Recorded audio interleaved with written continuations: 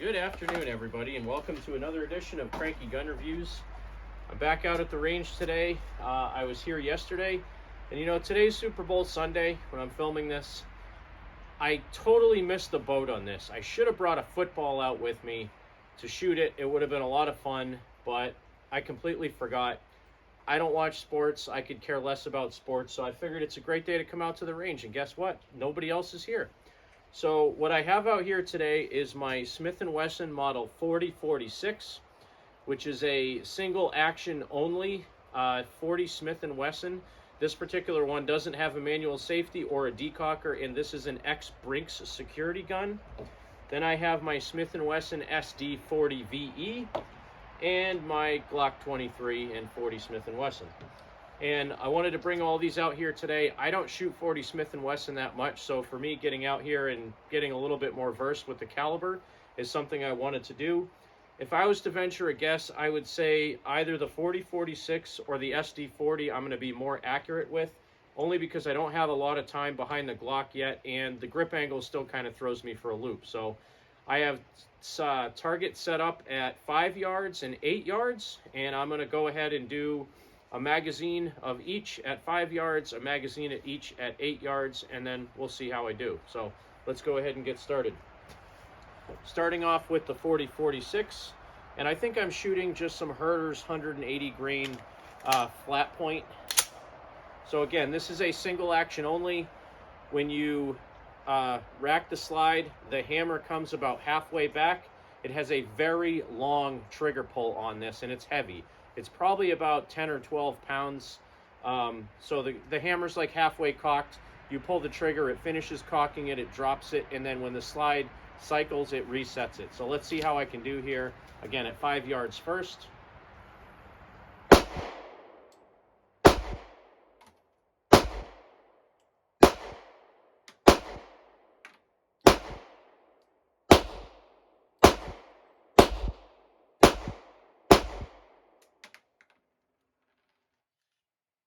Slide did not lock back.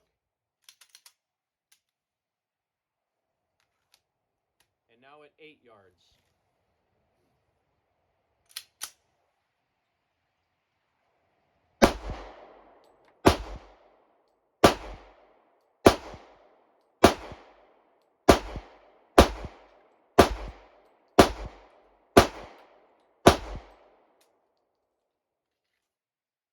That's so good at 8 yards.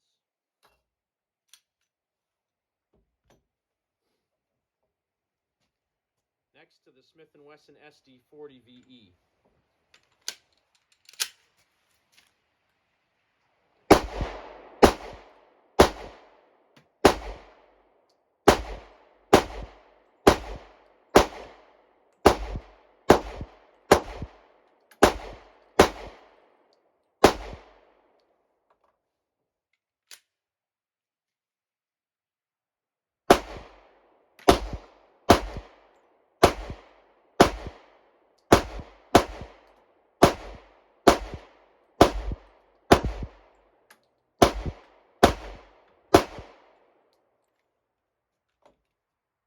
Moving on to the Glock next.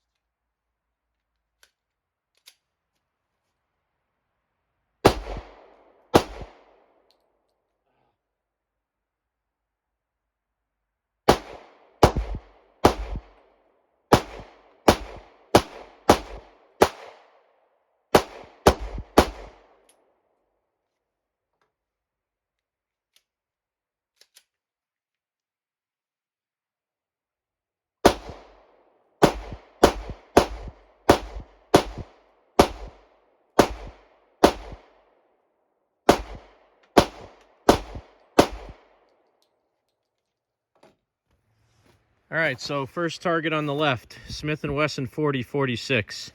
I had 2 shots down below the target, not very good. And then the rest of them are in the 10, 9, 8, and 7 ring. So not terrible, but that's a 7-inch circle. And again, at 5 yards, all of them would have been, you know, center shots.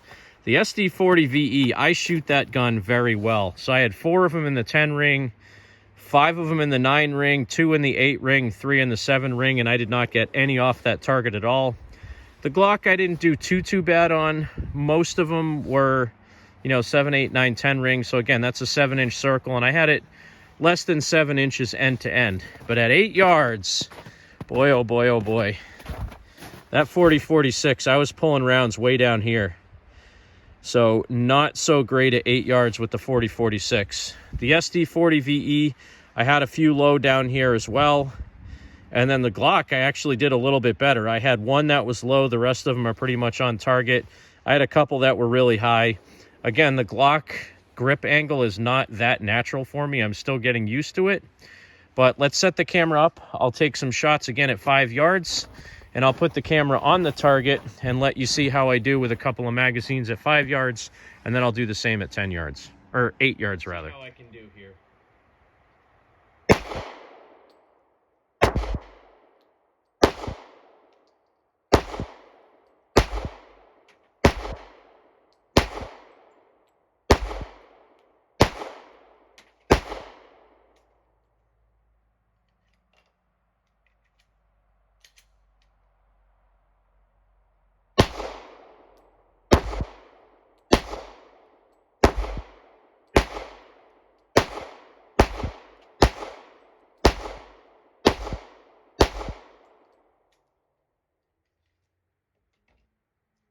Moving on to the SD40 in the middle.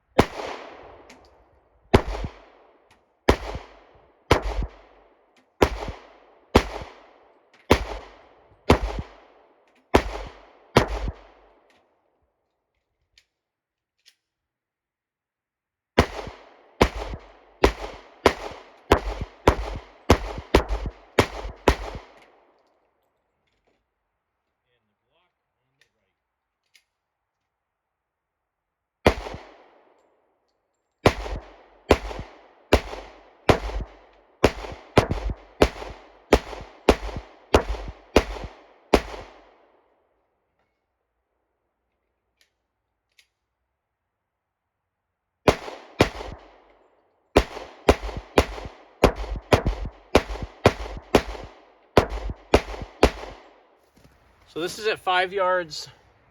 The target with the 40-46, you can see really good group now. I think I did pull one low, and I can tell you now, I know I pull that thing low because the trigger is so long, I actually can feel myself pulling the gun down. So if I slow down and I'm a lot more intentional on that trigger pull, I can get much better groups here. So that was much better. The SD40VE, I mean, I blew a circle right around there. So, I mean, that thing, I can shoot it really well. Despite that being the lightest gun, it has the most recoil out of the three. It actually kind of hurts my hand to shoot it with 40 in it. So, but very accurate. All, like 4 magazines are all in that circle. So that's really good. I can shoot it really well. And the Glock, I got much better, as you saw. I think I had one that was a little bit high. But still, 7-inch circle. The original magazine, I think I shot a couple that were low and down here. The rest of them are pretty much all within that 7-inch circle, except one that was a little bit high.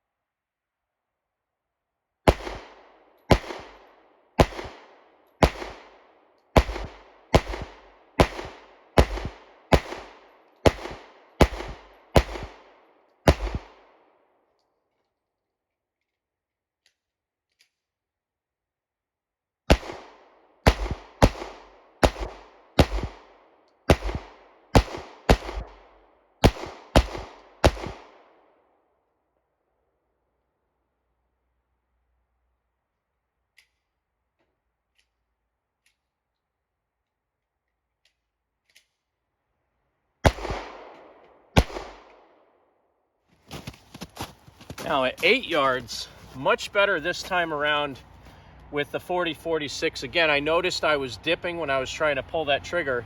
So if I do put the tip of the trigger right on the tip of my finger and I pull it really slow and just pull it straight back, I got a much better group on there. You know, I think I did still have a couple that were low, but for the most part, 6-inch, 7-inch circle, that's pretty good. The SD40VE, again, I think I had a couple that were a little bit low and right. I tend to shoot it fast because I shoot it kind of accurately, and that does make me dip a few of them down because that one has a pretty long trigger pull as well. And then the Glock, again, out of the 4 magazines I shot at this, I did pull a few of them low. For the most part, I did a pretty good job. I had a couple high because I'm trying to compensate. I do notice the Glock trigger, I don't know if I'm not letting it fully reset or something. About half of the time when I'm shooting it, when I go to pull it after a round, it doesn't go. So like, again, the tip of the gun tends to drop down a little bit. I think I just need to intentionally let that trigger out a little bit further, more like a revolver. But for the most part, that's pretty good. So let's do a little bit of reliability testing now. Now, in the past, I've had some issues shooting aluminum cased ammo out of some of my guns. And traditionally, the only gun I think that didn't like aluminum case was my SD9VE. So I'm gonna try shooting some aluminum cased blazer out of my 3 guns here and just see if they function with it. For now, I'm just gonna do 1 magazine from each. But again, this is part of knowing if your firearms will function with any ammo. That's some of the testing that I do. I always want to know if I go out to the store and the only thing they have left on the shelf is CCI aluminum case 40 or Herters 180 grain 40 Smith & Wesson or something like that, or Speer Gold Dot. I always want to know, will my gun function with whatever ammo's available? Let me get all these mags out of the way for now. But it's always important to make sure that whatever gun you're shooting will function with various types of ammo. You know, if there ever becomes another time where, God forbid, there's another shortage on ammo, I mean, we are in an election year, so you never really know what's going to happen, but God forbid there's another shortage on ammo, a lot of times the aluminum cased or the really obscure stuff is what's left on the shelf. And if that's all you can get, then you need to know if your gun will run it, because if you have a shortage of ammo and this is all you can get and you don't test it, then sometimes you may pull your gun out, go to use it, and it may not work. So the issue I had with the SD9VE and aluminum cased ammo is that it didn't want to extract it. But let's see in this case if it'll extract it. Again, let me get my magazines out of here. And then lastly, the Glock. I already know that the Glock will shoot it because I've already shot some of this out of the Glock and it worked perfectly fine. Ironically, this stuff shoots some pretty big sparks, so it's getting a little bit dark. It's around 4:30 in the afternoon, so we might see some good sparks coming out of these. Might make some good shorts to put on the channel as well. So, sorry, I apologize for loading while I'm on camera, but I can talk and load at the same time. You know, multi-talented, I guess you might say. All right, I'll get rid of this. And let me move my other magazines. So again, 1 magazine of each with aluminum cased blazer. First with the 40-46.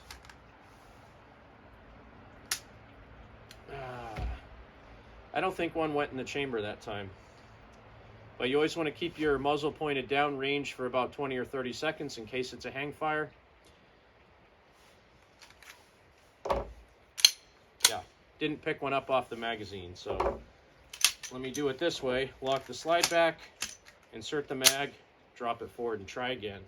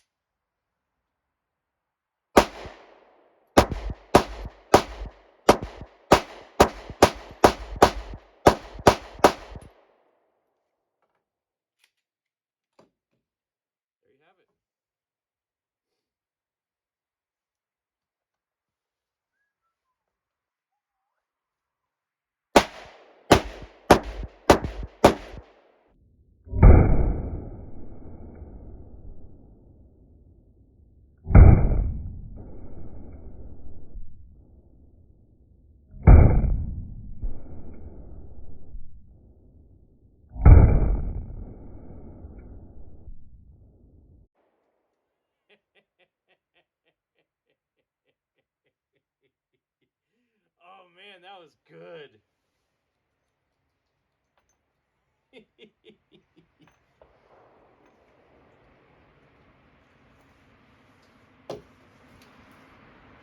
So those last 5 rounds, this is my Smith & Wesson 442 that I bought before the new year. But I just pulled it out of my holster and I shot some Plus P Remington UMC out of it. And boy, those were some good fireballs. Wow. So as you saw, the aluminum case Blazer ran fine out of the 40-46. The first round didn't chamber because I didn't have the magazine shoved up far enough.